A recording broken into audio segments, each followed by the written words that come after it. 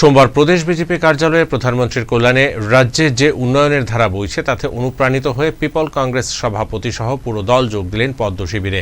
তাদের বরণ করে নেন কেন্দ্রীয় প্রতিমন্ত্রী প্রতিমা ভৌমিক। কেন্দ্রীয় প্রতিমন্ত্রী ছাড়াও এদিন উপস্থিত ছিলেন মন্ত্রী শান্তনা চাকমা, অমিত রক্ষিত সহ অন্যান্যরা। এদিন সংবাদ মাধ্যমকে কেন্দ্রীয় প্রতিমন্ত্রী প্রতিমা ভৌমিক জানান, রাজ্যের বিভিন্ন প্রান্তে উন্নয়ন শিবিরে যোগদান অব্যাহত রয়েছে। তারই অঙ্গ হিসেবে আজকের 150 পরিবারের 600 ভোটার বিজেপিতে যোগদান করেন।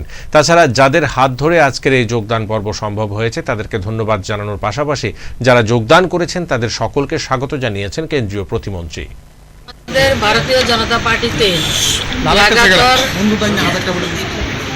বিভিন্ন দল থেকে সমর্থকরা, নেতৃত্বরা স্বতঃস্ফূর্তভাবে মাননীয় প্রধানমন্ত্রীর সবকা সাথ সবকা বিকাশ, সবার বিশ্বাস, সবার প্রয়াস এবং বিকশিত ভারতের সংকল্প যাত্রাকে চরিতার্থ করার জন্য মোদিজিকে সমর্থন করে, মোদিজির কর্মকাণ্ডকে সমর্থন করে প্রতিনিয়ত যোগদান শুরু হয়েছে।